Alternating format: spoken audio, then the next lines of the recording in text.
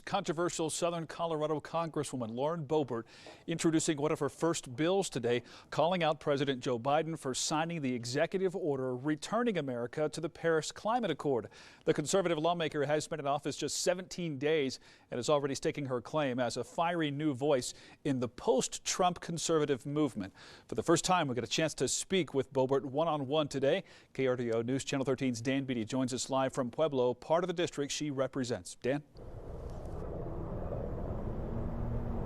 Bart, when I asked Representative Lauren Boebert what she's working on right now, we didn't discuss any specific piece of legislation, but she did talk about what she feels is important to her district throughout the Western Slope and here in Pueblo, namely energy independence and jobs. But I'm doing exactly what I promised the voters that I would do. I have been their voice. For the outspoken Congresswoman from Rifle, Colorado, that's what she says she'll continue to do in the Biden administration. At the top of Boebert's agenda, energy. Due to the environmental concerns, then candidate Joe Biden expressed support for banning new permits on federal lands for resources like oil and coal. In Colorado, in my district, we have more than 50% federal lands, and I want to continue to be energy independent. I want to pursue energy dominance. According to the American Petroleum Institute, the ban could cost Colorado 18,000 jobs by 2022. As for Pueblo, Boebert's concern turns to jobs as well. I have spoke with the steelworkers in Pueblo, Colorado.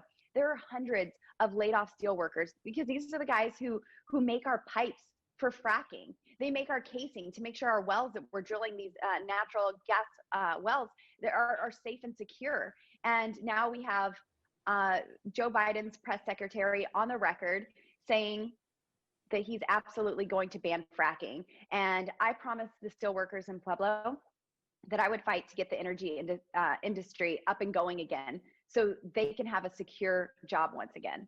But steel union reps in Pueblo tell KRDO they aren't terribly worried. They're confident Joe Biden will uphold his promise to keep fracking on private lands, where a large bulk of the fracking takes place.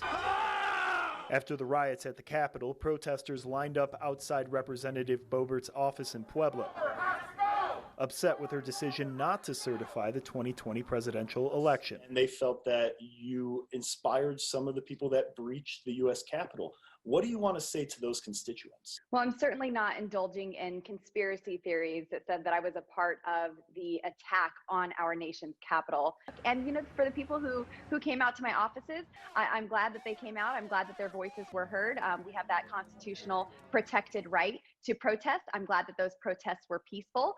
And hopefully we can find some issues that we can work together on in the future. As set forth by state legislatures to be. When I asked Representative Lauren Boebert what she thinks, what does unity mean to her, she says you can't have unity if you don't listen to the people.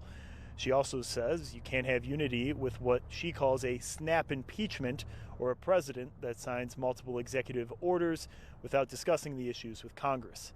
Reporting live in Pueblo, Dan Beatty, KRDO, News Channel 13. All right, Dan.